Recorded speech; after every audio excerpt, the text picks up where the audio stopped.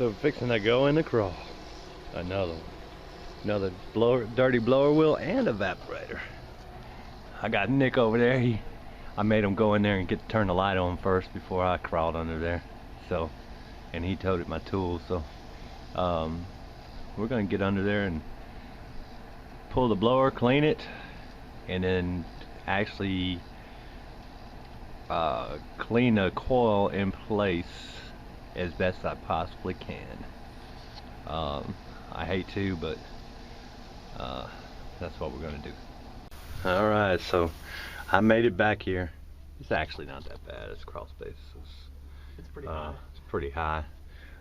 I'm sitting down, of course, but it's not really that bad. So that coil is what needs to be cleaned. We'll get a shot of that while I mess with it. I'm going to use my Steven brush and some actual foaming coil cleaner. See if we can't get that cleaned as best we can. And then this is the mess we're up against. I did check it the other day. I checked that coil the other day for a Freon leak before I did anything to it, and of course there was no leak. Found some leaks at the service cap, and that's the only place. But we're gonna get this thing pulled, take it outside, wash it out real good, and we'll get some shots of that. Alright, we're getting ready to Nick's gonna wipe this motor down. Pretty delicious. Looks like it's had some oil, so I don't know. But then this one here. Alright, we are headed to the car wash. Turns out there's no water spigot there. I could have used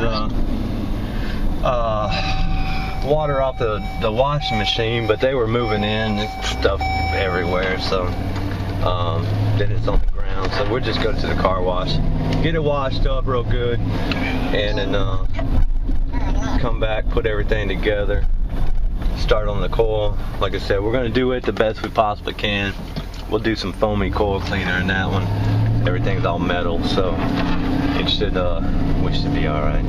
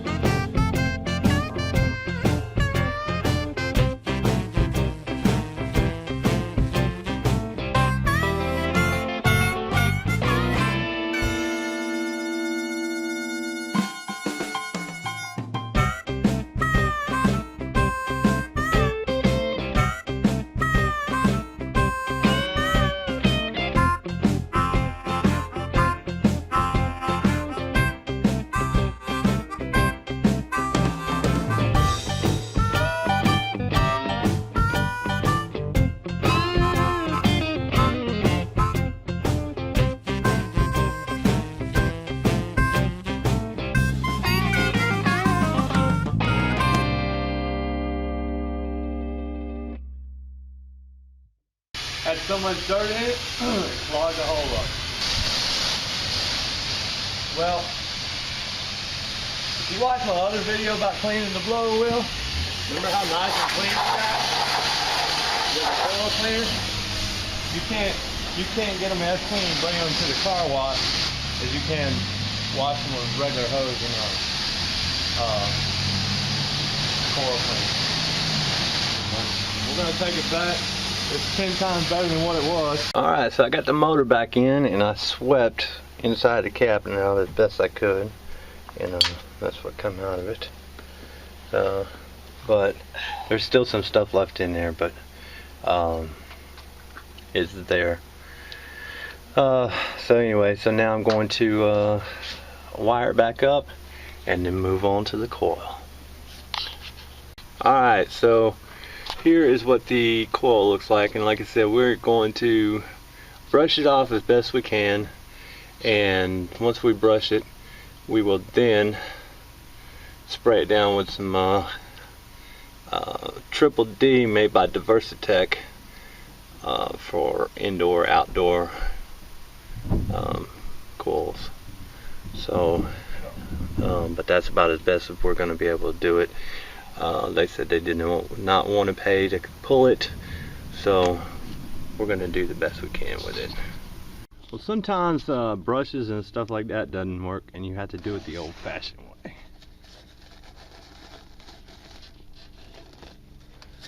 You just peel it up. Gotta get one place started. Once you get one place started, look at that. Once you get one place started, then it comes off in sheets. So,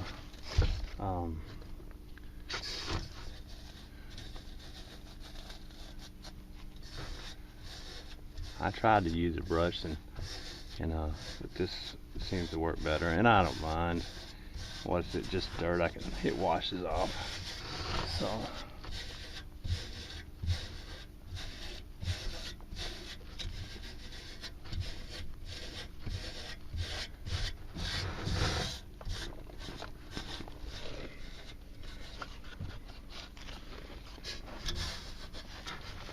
So anyway, I'm going to continue cleaning, and then once I get all this surface stuff off, then I'll take the brush to it and see if we can't clean some more out of there. Then I'll spray it out real good with coil cleaner and go from there.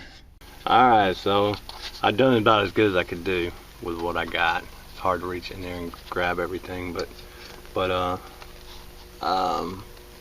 this coil's not that thick, so so hopefully most of it was surface dirt that was on there. It's not as clean as what it would be if I was pulled it and cleaned it, but it's not going to happen in this situation. So we just got to work with what we got, do what we can do, and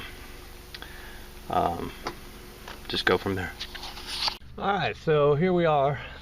We're going to fix this return.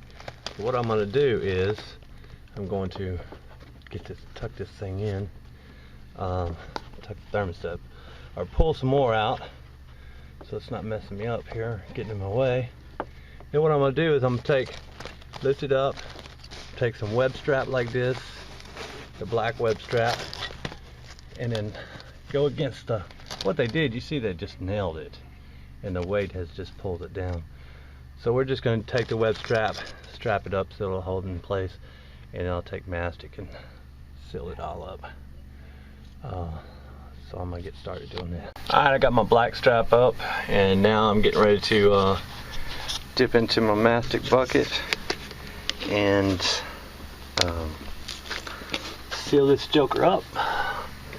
See if we can make it airtight, or as close to airtight as we possibly can get. Nothing's ever airtight, but anyway, I'm gonna get moving. Alright, so I got it all sealed up with mastic all the way around. I sealed the duct, sealed the start collar, and we will see if that doesn't help the thing much. Alright, so it looks like we're going to be alright. This thing has been running for about 10 minutes, and I weighed it in, and the drum I'm setting on right there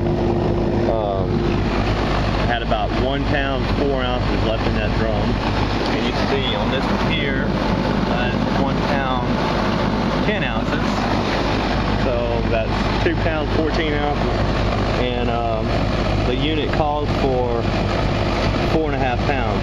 Well, we're not that far away from the wall, so but if you look, so the coil cleaning in place, it was just surface dirt on the coil, so it's pretty warm inside the house, so I think we're going to be fine. Outdoor coil though is dirty. Look at that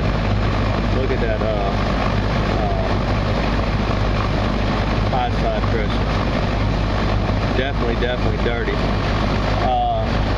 think what we may do is get that coil cleaner, clean this off as best we can, then put some water in there and spray it down like that. That's going to be about the best way we can do it. So let me go ahead and do that. Alright, what I've done to change my pressures is I took my pump up sprayer. Since I have no water here, now I looked at using a water heater, but I couldn't get the valve open. And then I looked at the washing machine. These people were just moving in. They had a ton of stuff in front of the washer and dryer, so couldn't get to it. So what I did is I loaded up my pump-up sprayer with a pretty high concentration of foaming coil cleaner, the root beer stuff. And then I sprayed the coil down pretty good. Most of it was surface dirt. I sprayed it down pretty good, let it really foam. And then what I did was let it set on there for a little bit, and then change that with just plain water. And I washed the outdoor coil, sprayed down the outdoor coil a couple of times with plain water. And this is what I come up with. A while ago, before I did that, I had a 322 head and a real high suction. So now, and I had a 20-something degree superheat. So now we're gonna raise the or put some more Freon in it and see what happens. And now normally, you know, of course I would wash the coil, but till he gets some water out on the outside spigot, I really can't do a whole lot with it.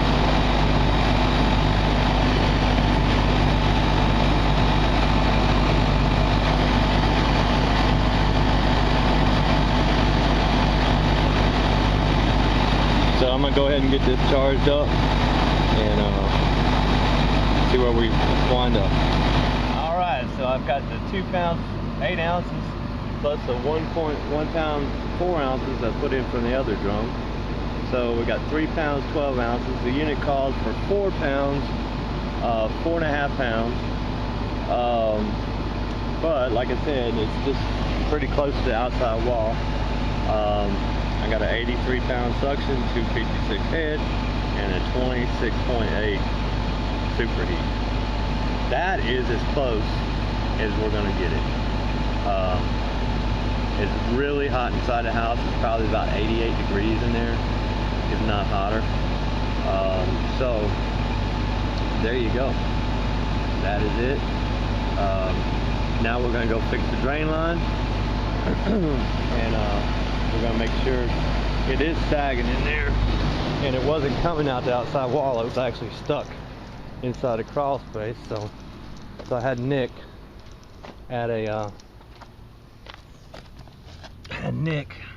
come put a extension on there with a 90 going down. That, my friends, is a steady what we like to see.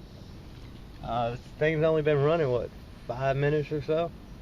And look how much water is already pulled out of the house. So even though it's got the small return, and I cleaned the coil in place, and I've got the outdoor coil dirty, today must be my lucky day. So we're gonna go in here and fix the drain, because the drain is sagging in several different spots. We're gonna try to get it leveled up so it doesn't hold water and clog it up. Alright, as our temperature inside the house falls, so will our pressure. See where we're already at 248, 80 pound suction, 248 head, 24 degree superheat. And as it cools down, that superheat will lower, the pressure will lower, and so will the head pressure. So, thanks for watching this edition of Getting Dirty with T&N Services.